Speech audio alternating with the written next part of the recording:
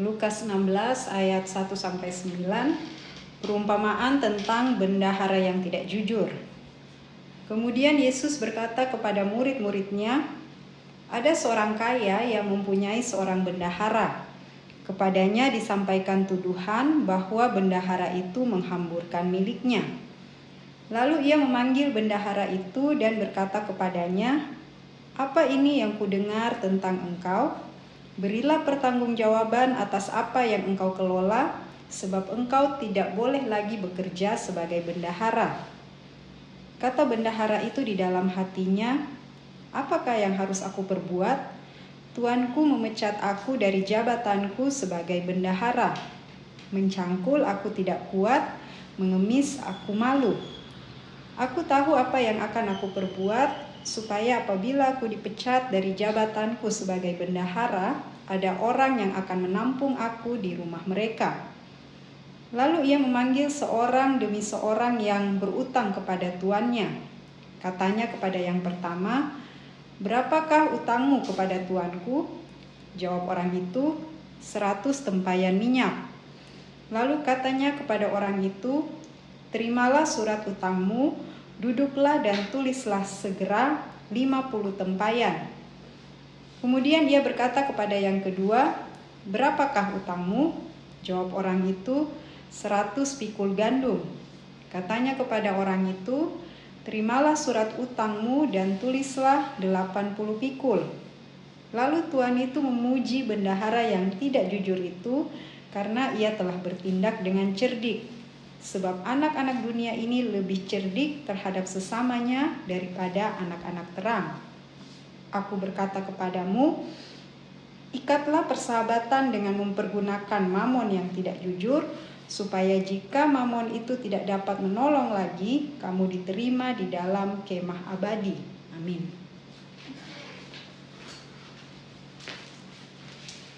Bapak, Ibu, saudara-saudari, adik-adik yang dikasihi Tuhan, perumpamaan tentang bendahara yang tidak jujur ini di pembacaan sebelumnya adalah tentang perumpamaan tentang anak yang hilang.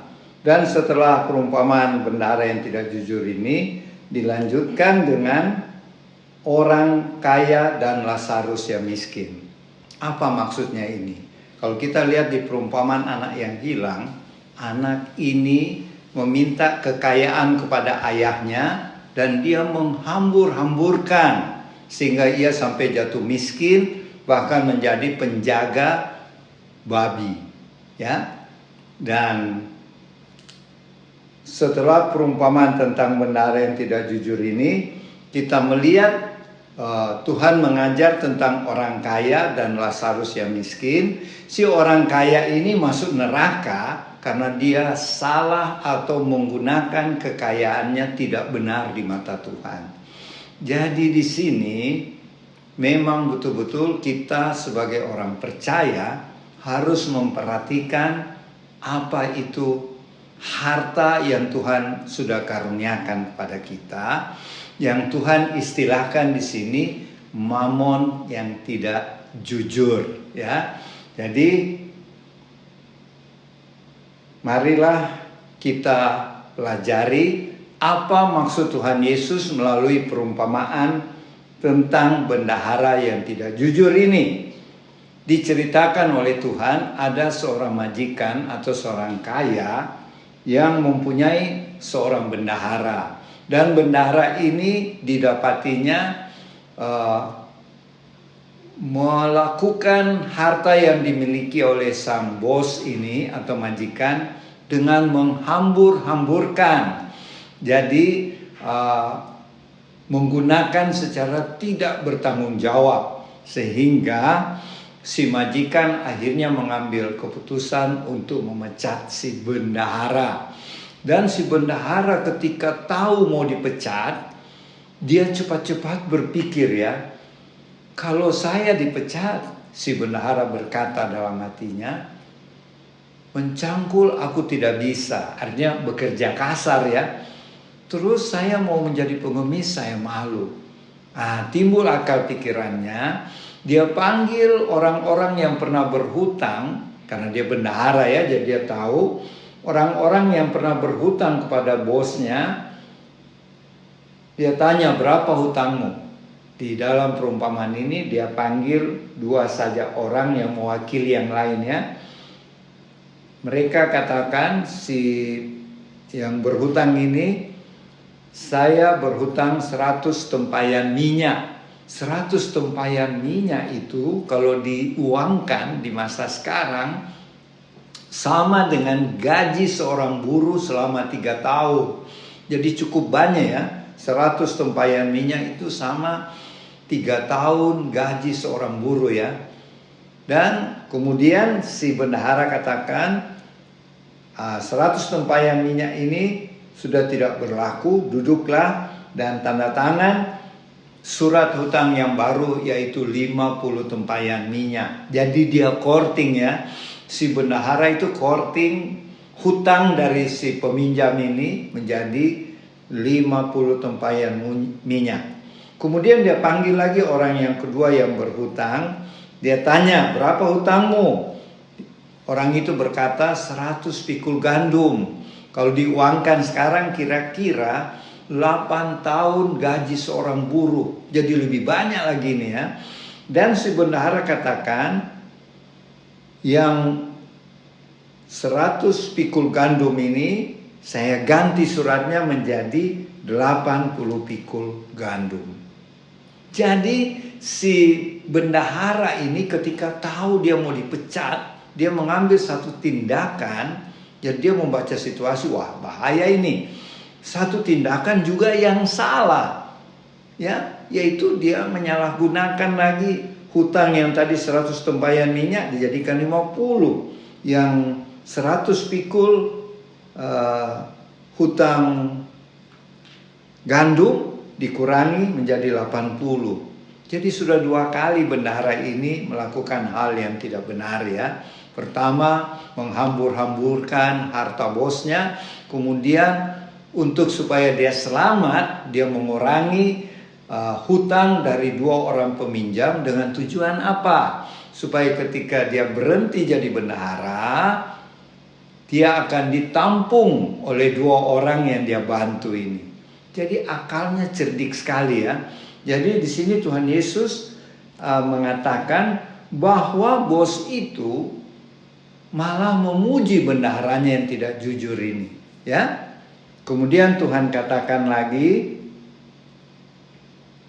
ikatlah persahabatan dengan mempergunakan mamon yang tidak jujur, supaya jika mamon itu tidak dapat menolong lagi, kamu diterima di dalam kemah abadi. Pengajaran perumpamaan Tuhan Yesus ini, Tuhan Yesus ajarkan kepada murid-muridnya. Tetapi pada saat itu, kalau kita baca di ayat 14, semuanya itu didengar oleh orang-orang Farisi, hamba-hamba uang itu, dan mereka mencemohkan Tuhan Yesus. Ya, sudah disebut orang Farisi ini hamba Tuhan, dan waktu Tuhan mengajar tentang bendahara yang tidak jujur ini, malah mereka mengejek Tuhan Yesus. Mari kita pelajari ya, apa arti firman Tuhan ini buat kita ya. Orang-orang percaya, pengikut-pengikut Kristus, murid-murid Tuhan Yesus di akhir zaman. Pertama kita lihat si bendahara yang tidak jujur ini ketika dia tahu dia mau dipecat. Karena dia tidak jujur dalam harta tuannya, dia cepat mengambil keputusan untuk menyelamatkan masa depannya. Di sini kita belajar bahwa di dalam menghadapi segala masalah-masalah dalam kehidupan ini, bukan kita mau mencontoh si bendahara dengan dia punya perbuatan yang tidak benar itu, tidak jujur itu, bukan. Tetapi kita bisa melihat bahwa si bendahara ini ketika dalam kesusahan karena dipecat, dia cepat antisipasi, dia cepat mengambil keputusan untuk menyelamatkan masa depannya. Apalagi kita anak-anak terang, pengikut Kristus. Makanya Tuhan berkata bahwa anak-anak dunia ini lebih cerdik daripada anak-anak terang. anak-anak dunia ini diwakili oleh bendahara yang tidak jujur ini ya. Sedangkan anak-anak terang adalah murid-murid Tuhan Yesus yang Tuhan sampaikan perumpamaan itu, termasuk kita.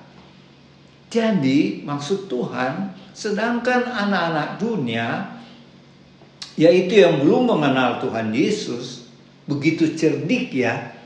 Jadi kita anak-anak terang, pengikut Kristus, harus sebenarnya lebih cerdik lagi. Makanya Tuhan Yesus bilang, aku utus kamu ke tengah-tengah serigala, hendaklah kamu cerdik seperti ular, tetapi tulus seperti merpati. Artinya kita tetap tulus percaya kepada Tuhan Yesus, tetapi kita jangan sampai dibodoh-bodohi oleh dunia ini. Kita harus cerdik ya. Jadi contoh tadi, si bendahara tidak jujur saja dia cerdik. Jadi majikannya memuji ya. Karena dia sudah berpikir masa depannya setelah dipecat. Apalagi kita orang-orang percaya Kristus, anak-anak terang, kita harus cerdik menghadapi setiap masalah, setiap problem yang kita hadapi, setiap tantangan, pencobaan. Karena di dalam kita juga ada Roh Kudus ya, yang memberikan kita hikmat, kuat kuasa untuk menghadapi segala masalah tersebut dan menyelesaikannya dengan baik. Jadi pelajaran pertama, kita harus cepat tanggap. Menghadapi situasi apapun, kita cepat cerdik mempelajari masalah itu dan kita cepat menyelesaikannya. Jangan kita bodoh ya.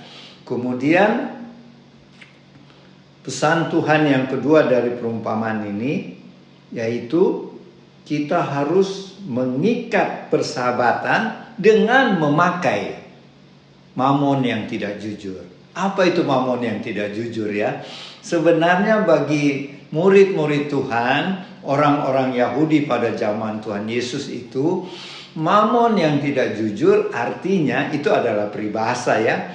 Artinya harta di dunia ini. Harta yang tidak kekal. Jadi termasuk uang, rumah, mungkin kalau sekarang mobil, sepeda motor, sawah ladang, dan diri kita sendiri, waktu kita, itulah yang disebut mamon yang tidak jujur. Mamon tidak jujur itu adalah peribahasa yang artinya semua milik kita yang ada pada kita. Tetapi kita mengimani bahwa apa yang kita punya semuanya, kekayaan kita kah, hidup kita kah, waktu kita, pekerjaan kita, studi kita, semuanya sebenarnya adalah milik Tuhan. Ya, yang Tuhan titipkan sama kita. Jadi kita dianggap Tuhan sebagai bendahara yang mengelola kekayaan, harta yang Tuhan berikan kepada kita, yang dipercayakan kepada kita. Maka marilah kita mengelola dengan baik mamon yang tidak jujur ini, yaitu harta yang tidak kekal ini, harta dunia, dengan sebaik-baiknya. Sehingga pada saat nanti setelah mamon yang tidak jujur ini tidak berguna lagi, kita diterima di kemah abadi. Artinya gini, ketika kita selesai di dunia ini, setelah kita meninggalkan dunia ini, ketika waktu masih hidup, kita pakai harta dunia ini sebaik-baiknya untuk pertama misalnya, untuk pelayanan kerajaan sorga, yaitu untuk pelayanan, untuk memenangkan jiwa-jiwa, membantu orang-orang miskin, berbuat kebaikan melalui harta yang kita miliki, dan itu akan berguna kelak dan diperhitungkan oleh Tuhan ketika saatnya kita meninggalkan dunia ini, kita diterima kemah abadi, yaitu di surga, dengan mendapat upah. Karena soal keselamatan, kita percaya kita sudah selamat karena kita percaya Tuhan Yesus sebagai Tuhan dan Juru Selamat kita. Itu semua hanya karena anugerah. Tetapi soal upah, kita harus menggunakan mamon yang tidak jujur ini, yaitu semua harta yang kita punya, waktu yang kita punya, dengan sebaik-baiknya. Jadilah kita pengelola harta atau bendahara Tuhan yang jujur, ya. Sehingga waktunya kita dipanggil Tuhan, kita akan diterima di sorga dan mendapat upah sesuai amal soleh kita, ya. Demikianlah, semoga menjadi berkat bagi kita semua firman ini. Selamat siang Bapak Ibu, saudara-saudari, teman-teman warlu di rumah. Kita jumpa pada siang ini. Bapak Ibu, saya melanjutkan apa yang Opa katakan tadi dengan judul firman Tuhan, perumpamaan tentang bendahara yang tidak jujur. Setelah membaca merenungkan firman hari ini, saya melihat semua dari pembacaan ini Tuhan mengumpamakan, yaitu bahwa di dunia ini dikuasai oleh siapa, oleh apa. Kalau saya renungkan di situ ada bendahara, ada kata bendahara, ada mamon, ada yang tidak jujur, dan ada kata cerdik. Melihat pembacaan firman Tuhan ini yang saya simpulkan, kita merenungkan kita ada di mana. Tetapi dari pertama Tuhan mengatakan bendahara. Kalau di surga tidak ada bendahara, ya. Apa yang Tuhan ulaskan ini semua berada di kehidupan kita di bumi, di dunia ini. Saya mulai dengan kata bendahara. Bendahara adalah sesuatu yang dipercayakan oleh suatu perusahaan, seperti yang kita baca di sini adalah orang kaya. Saya percaya orang itu sangat kaya sehingga hartanya perlu diolah oleh orang yang mengolah semua kekayaannya, yaitu keuangannya, dikatakan bendahara. Yang kedua adalah mamon. Kita lompat-lompat, ya, karena Opa tadi sudah jelaskan pertama. Saya melihat tuh bendahara mamon, ya. Bendahara ini oleh seorang yang dipercayakan, ya, bendahara yang tidak jujur. Jadi bendahara ini adalah suatu hal yang dilakukan oleh manusia. Kalau saya renungkan, di dalam bendahara ini Tuhan tidak membedakan manusia siapa. Semua manusia bisa duduk di situ. Tapi membaca firman Tuhan hari ini, kita yang sebagai anak-anak Tuhan, kita adalah bisa mengatakan kita bendahara kalau ditunjuk. Tetapi membaca firman Tuhan ini, kita adalah bendahara yang berkeyakinan adalah kita percaya pada Tuhan yang mengatur hidup kita. Tetapi pada awal pembacaan ini, bendahara ini kita lihat tidak percaya Tuhan. Dia hidup dengan apa yang dia bisa, dia mampu. Ya, saya tidak ulaskan lebih jauh bahwa dia tidak jujur. Dia akan dikeluarkan. Ya. Dan semua kata bendahara ini perenungan saya, semua anak Tuhan di dalam Tuhan, manusia bisa mengemban tugas ini. Tetapi yang menjadi pertanyaan, setelah bendahara itu mau ditegur, mau dikeluarkan, istilahnya dipecat karena tidak jujurnya, di situ yang mulai letak permasalahannya. Saya tidak ulangi apa yang dia pikirkan. Yang saya intikan, setelah dia berpikir, setelah aku dipecat, aku mau kerja apa? Dia pikirkan masa depannya setelah dia dipecat.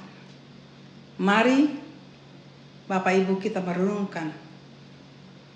Kita ada di bendahara yang demikian, atau kita juga bendahara, tetapi di dalam kehidupan kita adalah Tuhan Yesus. Kalau melihat daripada apa yang bendahara ini Tuhan Yesus perumpamakan ini, dia melahirkan untuk menenangkan dari apa yang dia akan dilakukan pemecatan, dia harus hidup. Tapi dia berpikir seperti dia, ya tidak di dalam Tuhan. Mari kita contoh di situ letaknya.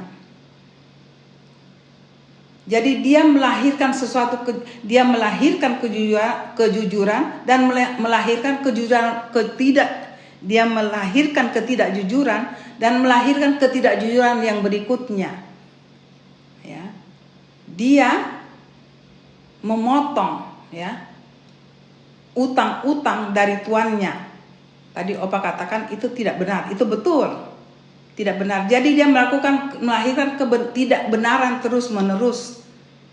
Tapi pada pembacaan berikutnya dia dipuji karena kecerdikannya. Bagi anak-anak Tuhan, kita sebagai anak Tuhan, di mana letak kecerdikannya? Dan juga di mana kita sebagai anak Tuhan di posisi ini kita harus apa? Setelah membaca keadaan ini, saya merenungkan. Sebagai anak Tuhan bisa menjadi bendahara. Tetapi bendahara itu bisa membawa kita pada hal yang tidak benar. Bisa. Saya tidak kupas di situ. Bapak Ibu bisa merenungkan ini. Tapi menyelesaikan masalah masalah bendahara ini, itu yang menjadi titik tolaknya di situ. Nah, kita menyelesaikan apakah seperti bendahara ini setelah dipecat, mencari jalan untuk kehidupannya dengan jalan yang tidak benar juga, atau di sini pertanyaan bagi anak-anak Tuhan. Tetapi di bawah Tuhan mengatakan, Bapak ini mengatakan, yang Tuhan ini mengatakan dia sangat cerdik. Karena dia melakukan untuk kehidupannya. Dia mencari jalan sendiri tapi merugikan tuannya. Tapi bagaimana kita sebagai anak-anak Tuhan? Apakah kita demikian? Kita tertantang Bapak Ibu dengan hal ini. Kalau misalnya kita ada di situ, atau kita merenungkan, tidak usah kita ada, kita merenungkan firman ini. Posisi kita sebagai anak Tuhan bagaimana? Sebenarnya Tuhan mengatakan ini, perumpamaan ini menjadi perenungan bagi anak-anak pengikutnya. Kata cerdik, apakah kalau kita memikirkan itu, kita merenungkan, apakah kita harus seperti demikian? Sedangkan itu juga salah. Tetapi karena tertantang dengan hal ini, mari kita renungkan kehidupan kita dengan Tuhan. Setelah kita jatuh, apakah kita tetap jatuh terus? Atau kita merubah kehidupan kita untuk cari jalan keluar? Pembacaan firman hari ini menantang kita anak Tuhan. Jangan kita tenggelam terus di dalam kesalahan. Mari kita renungkan hidup kita lebih dekat dengan Tuhan. Kita berkomunikasi dengan Tuhan. Kita disadarkan, karena saya selalu katakan Roh Kudus ada di dalam hidup kita. Dia menyadarkan kita bahwa apa yang kita lakukan itu salah. Nah, kalau kita sudah tahu salah, kita harus tetap bersandar pada Tuhan. Perenungan kita pada siang ini membuat kita anak-anak Tuhan lebih dekat dengan Tuhan. Kalau kita lebih dekat dengan Tuhan, kita tahu cara-cara, karena Roh Kudus yang memberitahu pada kita apa jalan keluar yang kita harus ambil. Bukan seperti bendahara tadi, sudah salah, dia mencari jalan keluar untuk menyelamatkan hidupnya, dia ambil lagi jalan yang salah. Akhirnya bisa terjerumus. Tapi tidak, saya percaya Bapak Ibu tahu hal ini. Tapi mari kita merenungkan, kita percakapkan bagaimana kita sebagai anak Tuhan. Ya.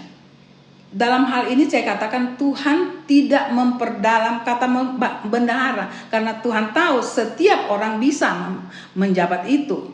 Tetapi sesudah kesalahan itu yang menjadi perenungan kita. Sampai terakhir dikatakan cerdik. Mari kita renungkan di situ. Karena itu ada perbedaan di situ. Kita sekarang melihat ini dengan mata Tuhan. Kalau kita ada di situ, Bagaimana tindakan selanjutnya?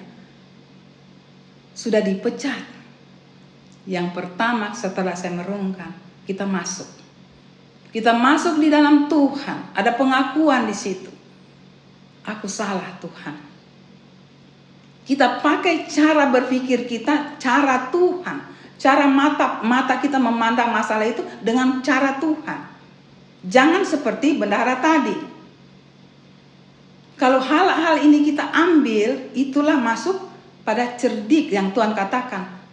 Anak-anak dunia pun bisa cerdik, apalagi anak-anakku. Itu kata bahasa sehari-hari. Nah, ini yang saya tempatkan, di mana posisi kita sebagai anak Tuhan. Mari kita merenungkan ini. Tetap saya kasih simpulkan, harus dekat dengan Tuhan. Anak-anak Tuhan bisa salah. Ya, bisa juga mengatakan bahwa aku sudah melakukan hal-hal sampai bukan lagi dipecat, malah bisa dihukum. Keadaan sekarang, coba kita renungkan, melihat sekarang keadaan. Begitu gencar hanya karena uang. Bapak Ibu, jangan uang membawa kita jauh dari Tuhan. Uang itu bisa membuat kita lebih dekat dengan Tuhan asal kita dengan Tuhan. Ada jalan keluarnya. Saya tidak kupas ini karena beberapa minggu ini selalu saya katakan di dalam Tuhan tidak ada jalan yang tidak bisa diselesaikan. Tapi pertanyaan sebagai anak Tuhan, maukah itu? Semua kita bawa kepada Tuhan. Disitulah letak kecerdikan, bahkan di situ ada hikmat yang dunia tidak bisa. Kita bisa selesaikan. Kita lebih dari dunia. Itu pun dikatakan cerdik, kita lebih dari cerdik, ada hikmat. Yang kedua, bendahara dan mamon. Saya sedikit merenungkan di situ. Ada bendahara, ada mamon. Kalau saya renungkan, bendahara itu semua manusia bisa. Ya. Tetapi mamon sering, banyak sekali karena mamon anak Tuhan jatuh di situ. Karena sudah mamon itu adalah kebendaan itu. Jadi uang itu bisa jadi mamon untuk kita. Kita sangat terpengaruh dengan mamon. Kan ada di firman lain mengatakan, kuasai mamon, jangan mamon menguasai kita. Tuhan lebih terperinci. Berarti ini ada pribadi di dalam. Kalau kita pegang seperti bendahara, di situ harus juga dengan Tuhan, agar kita hati-hati. Jangan kita seperti bendahara tadi, menghambur-hamburkan di situ penuh harta dunia, uang. Karena kalau zaman akhir ini uang pegang peranan penting, Bapak Ibu. Karena uang kita bisa jauh dari Tuhan. Karena uang juga bisa kita, kalau kita dengan Tuhan, Tuhan menyadarkan kita, kamu sudah jauh. Tetapi karena selalu ada Roh Kudus dengan kita, kita selalu disadarkan, tidak akan jauh. Dan kalau jauh, Tuhan berikan jalan keluar yang terindah bagi anak-anaknya. Bapak Ibu, kita manusia biasa. Tetapi itu jangan kita pakai untuk kalau kita sudah jatuh, kita katakan kita manusia. Tidak boleh ada cara berpikir begitu. Kita harus katakan, kalau saya diberikan satu tanggung jawab, aku harus ada Tuhan di situ, agar aku tidak dipermainkan oleh dunia ini. Kalau hal-hal itu harus ada di zaman akhir ini, generasi kita, Bapak Ibu. Itu sangat keras saya katakan, karena pelayanan kami ada 3 yang iblis selalu incar. Uang, kedudukan, dan seks. Saya anjurkan di firman hari ini bahwa kalau kita menghadapi masalah, kita renungkan saja. Kalau akhirnya hanya karena uang, belum akhir, tapi kita renungkan dengan Tuhan, semua bertitik tolak di uang, kita stop saja. Ya, kita renungkan. Kita jangan terus karena Tuhan iblis mau pakai itu untuk menjatuhkan kita, terutama anak Tuhan kalau ada di situ. Saya berbicara ini karena pengalaman saja pelayanan. Yang kedua, kedudukan. Kalau kita ribut, pertengkaran atau apa berargumen hanya karena Akhirnya kita renungkan, apa yang kita renungkan, apa yang kita buat ini. Tetapi pada akhirnya kita ambil kesimpulan hanya kedudukan, kehormatan, aku kepala, aku begini, aku sudah begini. Ya, untuk kita punya kedudukan naik lebih baik sebelum terjadi permasalahan karena argumen atau apapun pertengkaran hanya karena kedudukan, kita stop saja. Ada banyak cara Bapak Ibu. Begitu juga yang ketiga adalah seks. Ya, kita ribut hanya karena seks, stop sebelum terjadi. Karena kalau kita terus, yang paling diincar adalah anak Tuhan. Saya peringatkan Bapak Ibu sekali lagi, akhir zaman ini setan iblis mau cari anak-anak Tuhan. Dimanapun anak Tuhan pasti, saya tidak bilang mungkin tidak, itu pasti Bapak Ibu. Licik sekali. Jadi mari melihat pembacaan hari ini. Kita renungkan. Kita anak Tuhan ada juga di situ. Kita tidak bisa lari karena itu memang di dunia. Kalau kita di surga tidak ada ini.